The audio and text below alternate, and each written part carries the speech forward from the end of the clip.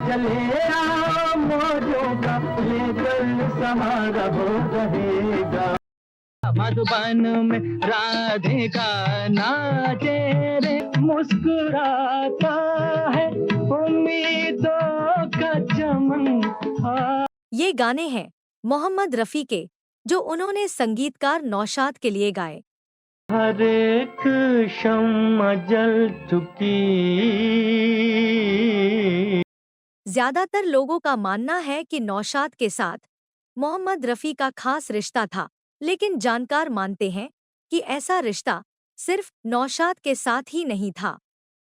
दूसरे संगीतकारों के साथ भी उनके बड़े करीबी रिश्ते थे। मोहम्मद रफ़ी तो ऐसे सिंगर थे जो हर संगीतकार को अपना गुरु मान लेते थे। ये जरूर है कि संगीतकार नौशाद से मोहम्मद रफ़ी का जो सीखने सिखाने वाला रिश्ता था, वो बिल्कुल अलग था। संगीतकार नौशाद सिनेमा संगीत में मोहम्मद रफ़ी के लिए एक तरह से ट्यूटर का भी काम करते थे। मैंने दिन रात मोहब्बत का तेरी जाम पिया। सिर्फ संगीतकार नौशाद ही नहीं थे जिनके साथ मोहम्मद रफ़ी का अटूट रिश्ता था। ऐसे अनेक कंपोजर थे जिन्हें दुनिया कम जानती थी, लेकिन उनके लिए भी मोहम्मद रफ़ी ने ऐसे ऐसे गाने गाए कि वो रिकॉर्ड बुक में शामिल हो गए। सुबह नाई, शाम नाई। यही वजह है कि मोहम्मद रफ़ी के हर गाने के पीछे याद करने वाला कोई ना कोई किस्सा छिपा है। मोहम्मद रफ़ी का हर गाना सिर्फ और सिर्फ अपनी ताकत के बल पर बचा रहा। दुनिया ने दुश्मनी निभाई, याद ना आई।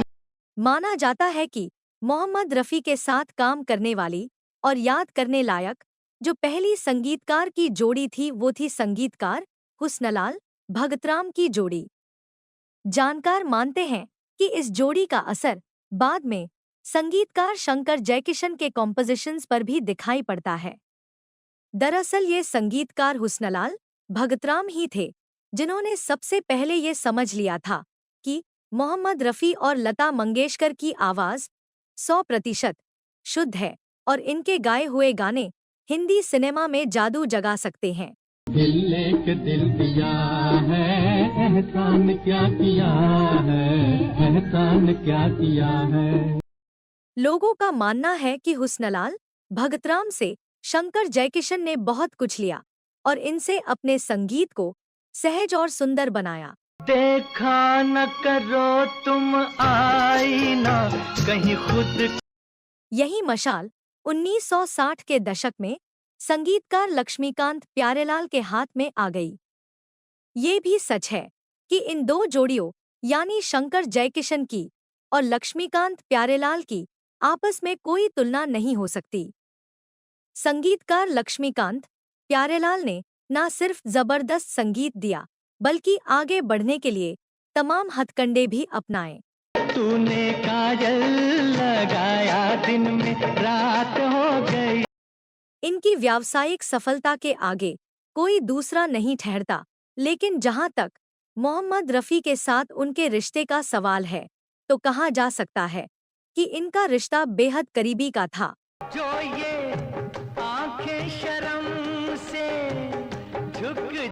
दरअसल लक्ष्मीकांत प्यारेलाल जब असिस्टेंट थे, तब भी रिकॉर्डिंग के दौरान मोहम्मद रफ़ी उनके पास आते और उनका हालचाल पूछते।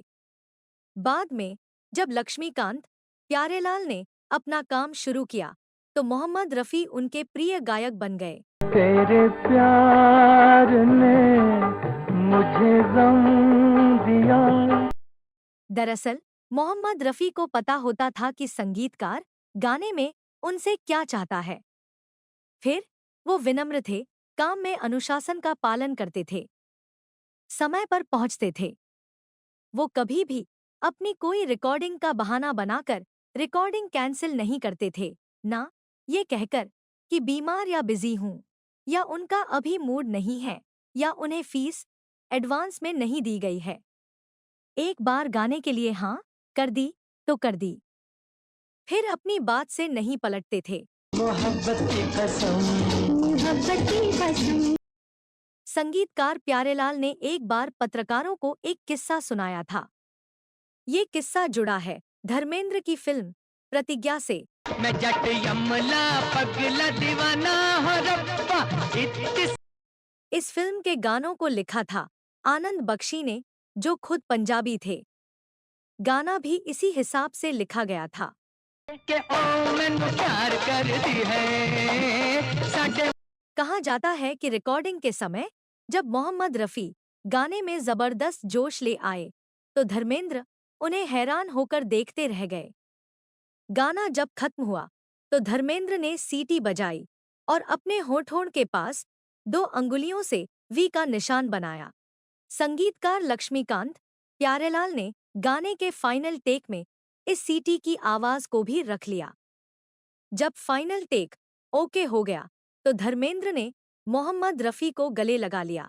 ऐसा नहीं होता तो वो ऐसे शर्मा। मोहम्मद रफ़ी के साथ लक्ष्मीकांत प्यारेलाल ने 300 से ज्यादा फिल्मों में काम किया और सैकड़ों गानों की रचना की। शुरुआत हुई 1963 की फिल्म पारसमणि से। सलामत रहो है। दरअसल मोहम्मद रफ़ी और लक्ष्मीकांत प्यारेलाल की पहली फिल्म थी छैला बाबू। ये फिल्म बाद में रिलीज हुई थी। पहले रिलीज हो गई थी पारसमणि मई 1963 में, इसलिए पारसमणि को उनकी पहली फिल्म माना जाता है।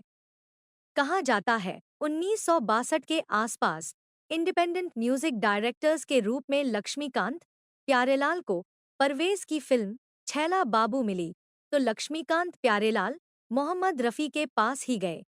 संगीतकार प्यारेलाल ने बताया था कि जब मोहम्मद रफ़ी को पता लगा कि ये हमारी पहली फिल्म है तो उन्होंने हमसे कोई फीस नहीं ली और मन लगाकर गाया। गाना था ये, इसे लिखा था असद भोपाली ने। तेरे प्यार ने मुझे गम दिया। जब लक्ष्मीकांत प्यारेलाल ने मोहम्मद रफ़ी को एक लिफाफा पकड़ाया जिसमें 500 रुपए थे तो मोहम्मद रफ़ी ने उसे खोला तक नहीं, बस मुस्कुराए और कहा फीस तो उन्हें मिलनी चाहिए जिन्होंने इतनी अच्छी कॉम्पोजिशन दी है। तेरे गम की उम्र दराज हो। छैला बाबू रिलीज हुई कई साल बाद 1967 में। उसके पहले आ गई पारसमणि। पारसमणि से शुरू हुआ मोहम्मद रफ़ी और लक्ष्मीकांत प्यारेलाल का साथ चला फिल्म आसपास तक, जो आई थी 1980 में।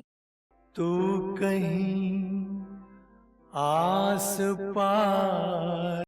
संगीतकार लक्ष्मीकांत प्यारेलाल और मोहम्मद रफ़ी की दोस्ती अटूट थी, जो फिल्म छैला बाबू, दोस्ती, जीने की राह, खिलौना, आया सावन झूम के, आए दिन बहार के, पत्थर के सनम, फर्ज, आन मिलो सजना, आप आए, बहार आई, जीवन मृत्यु, अनजाना, धर्मवीर, अमर अकबर एंथोनी में रिफ्लेक्ट होती रही थी।